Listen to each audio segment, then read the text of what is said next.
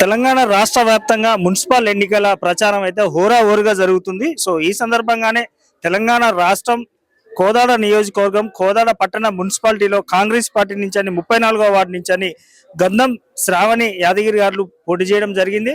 So ఈ సందర్భంగానే ఇక్కడ 34వ వార్డులో వీళ్ళకు ప్రజల నుంచి ఎలాంటి స్పందన వస్తుంది, ప్రజల నుంచి ఎలాంటి సపోర్ట్ వస్తుంది, అదేవిధంగా పార్టీ పెద్దల నుంచి ఎలాంటి సపోర్ట్ వస్తుందో వారిని అడిగి తెలుసుకుందాం. చెప్పండి, మీరు ఒక మహిళగా పోటీ చేశారు, మీకు ప్రజల్ని ఇంటింటి ప్రచారం కూడా చేస్తున్నారు కదా, మీకు ప్రజల నుంచి మెయిన్ ముఖ్యంగా మహిళల నుంచి ఎలాంటి సపోర్ట్ ఎలాంటి స్పందన వస్తుంది మేడం? మంచి స్పందనే ఉందండి.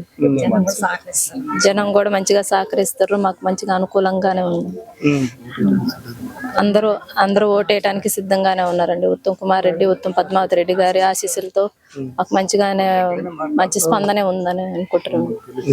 గెలుపు కూడా మా గెలుపు ఖచ్చితంగా ఖాయం అవుతుంది అనుకుంటున్నాం. అన్న చెప్పండి, మీకు ఈ 34వ వార్డు నుంచి ఇంటింటి ప్రచారం నిర్వహిస్తున్నారు, ఎలాంటి స్పందన వస్తుందన్న? ముఖ్యంగా నాకు ఈ జనరల్ సీట్ లో ఒక దళితుని నాకు ఉత్తమ్ కుమార్ రెడ్డి గారు, ఉత్తమ్ పద్మావతి గారు నా మీద నమ్మకంతో, నేను మాజీ కౌన్సిలర్ గా, సిట్టింగ్ కౌన్సిలర్ గా, వారి నమ్మకంతో, నాకు నా మీద ఉన్న నమ్మకంతో ఉత్తమ్ కుమార్ రెడ్డి గారు, ఉత్తమ్ పద్మావతి గారు జనరల్ మహిళా స్థానంలో మా దళితులకి సీటు కేటాయించడం జరిగింది. దాని ప్రకారం నేను మా వార్డు ప్రజల తరపున ఉత్తమ్ కుమార్ రెడ్డి గారు కానీ ఉత్తమ్ పద్మావతి గారికి మా వార్డు ప్రజల తరపున వారికి అభినందనలు తెలియజేసుకుంటున్నా, ధన్యవాదాలు తెలియజేసుకుంటున్నాను.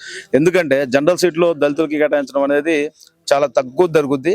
అలాంటిది కూడా మరి నా వార్డులో నేను సిట్టింగ్ కాబట్టి నాకు ఉత్తమ్ కుమార్ రెడ్డి గారు సీట్ ఇచ్చి నా మీద ఉన్న అపార నమ్మకంతో వారు నా భార్యకి సీటు కేటాయించినందుకు వారికి మా కుటుంబ తరపున ప్రత్యేక అభినందనలు తెలియజేసుకుంటూ, ఇప్పుడు రాష్ట్రంలో జరుగుతున్న మున్సిపల్ ఎలక్షన్లో మా కోదాడు 34వ వార్డులో గత సారు ఎంపీగా ఉండగా, మేడం సార్ గెలిచినాక మంత్రిగా ఉండక మా వార్డు కూడా ఎన్నో అభివృద్ధి కార్యక్రమాలు చేశారు. నేను గత 5 సంవత్సరాలుగా ఉత్తమ్ కుమార్ రెడ్డి గారి ఆశీస్సుతోని వారి యొక్క నిధులతోని కోదాట్లో ఉన్న మా వార్డులో ఉన్న ఎప్పటి నుంచో సమస్యగా ఉన్నటువంటి శ్మశాన వాటికలు నిర్మించుకోవడం కానీ, సీసీ రోడ్లు వేసుకోవడం కానీ, కరెంటు పెట్టడం కానీ, స్తంభాలు వేయడం కానీ, తర్వాత డ్రైనేజీలు కట్టడం, ఎన్నో కూడా సార్ ఆధ్వర్యంలో మేము చేసుకుంటూ ముందుకెళ్తున్నాం.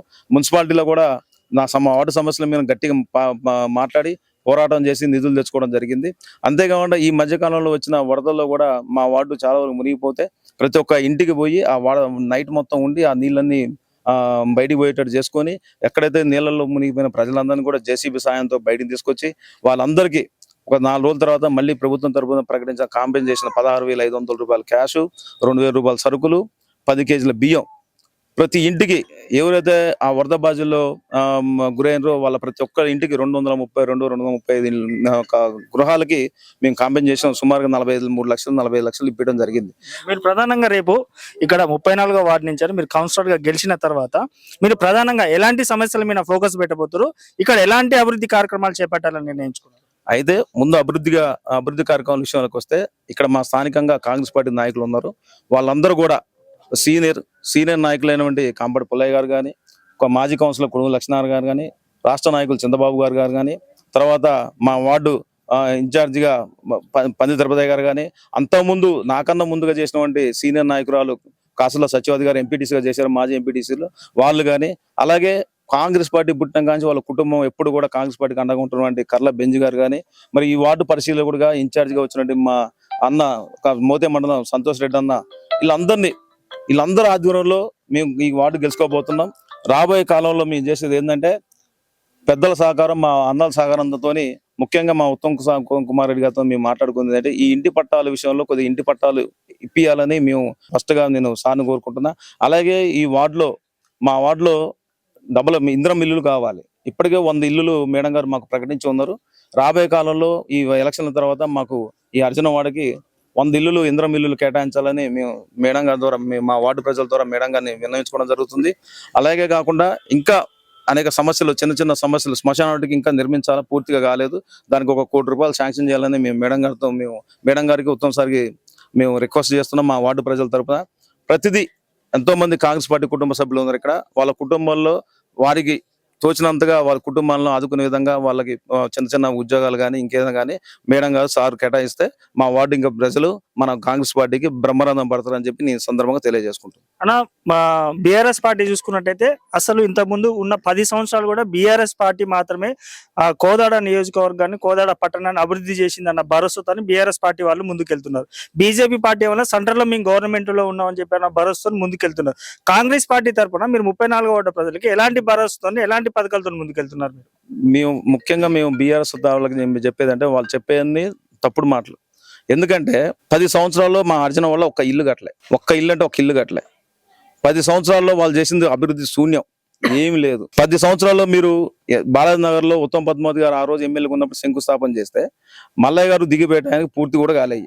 పూర్తిగా కాకుండా ముందరనే డబుల్ బెడ్రూమ్ పేదవాళ్ళని చూసి వాళ్ళు ఎంక్వైరీ చేసి పేదవాళ్ళని చూసి ఇవ్వాల్సింది పోయి అట్లా ఇవ్వకుండా ఆయన నచ్చిన వాళ్ళని పేర్లన్నీ అల్లబడేసి ట్రాన్సిస్టమ్ అని పెట్టి ఇల్లు ఉన్న వాళ్ళకి ఇల్లు ఇచ్చిండు. అలా దానివల్ల ఏమైందంటే అసలు ఆయన అర్హులైన వాళ్ళు చాలా లాస్ అయ్యారు. దాంతో ఏమైందంటే ఇప్పుడు ఇల్లులు అసంపూర్ణంగా ఇల్లుల్ని ఎలక్షన్ల ముందు ఏదో అడవాడు చేసి వాళ్ళకి పట్టాలు ఇస్తా అని చెప్పి పట్టాలు ఇచ్చి వాళ్ళు ఇంతమందికి ఇళ్లలో దోలే. మళ్ళీ మేము వచ్చినాక ఆ ఇల్లు పరిస్థితి చూస్తే ఘోరంగా ఉన్నాయి. కాబట్టి మేడం గారి ఆధ్వర్యంలో మళ్ళీ ఆ ఇంటికి ఆ డబుల్ బెడ్రూమ్ ఇళ్ళకి నిధులు కేటాయిస్తున్నాం.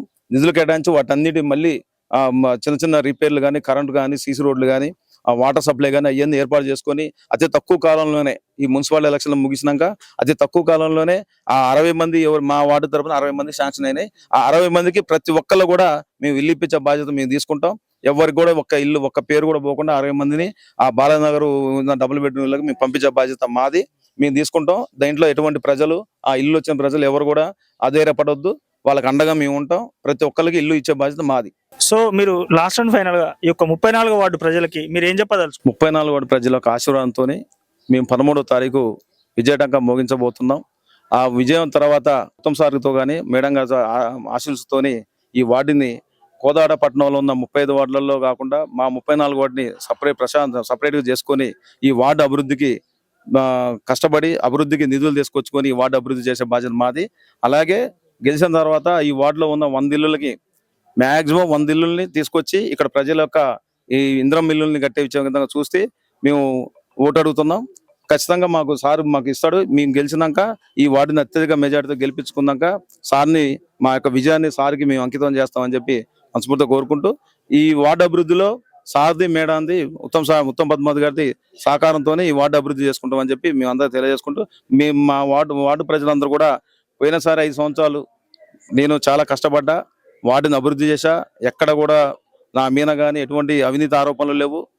ప్రతి ఒక్కళ్ళకి అందుబాటులో ఉన్నా, ప్రతి కుటుంబాన్ని దగ్గర పోయి నేను మాట్లాడి చేసుకున్నా, ప్రతి కుటుంబాన్ని నాకు టచ్లోనే ఉన్నా. నేను వాళ్ళతోనే నిరంతరం శ్రమించిన వ్యక్తిని. నేను నా స్థానాన్ని నా భార్య అయినటువంటి గంధం శ్రావణి ఒక దళితురాలకి జనరల్ మైల్లో నాకు ఉత్తమ్ సార్ టికెట్ కేటాయించినందుకు మీరు అందరూ నన్ను ఆశీర్వదిస్తే నేను అత్యధిక మెజారిటీ గెలిచి ఈ సార్కి మేము అంకితం చేస్తామని చెప్పి కోరుకుంటున్నాం. మా వార్డు 34 వార్డు మా భార్య గారిది ఫస్ట్ గుర్తు హస్తం. సీరియల్లో ఫస్ట్ గుర్తు ఉంటుంది కాబట్టి మీరు అందరూ ప్రజలందరూ కూడా ఒకటో గుర్తుకు ఓటేసి మీరు అత్యధిక మెజార్టీతో గంధం శ్రావణి గారికి ఓటేసి అత్యధిక మెజార్టీతో గెలిపించాల్సిందిగా మా 34 వార్డు ప్రజలందరూ మేము వేడుకోవడం జరుగుతుంది. సో ఓకే అన్న, thank you and all the best అన్న. Thank you so much.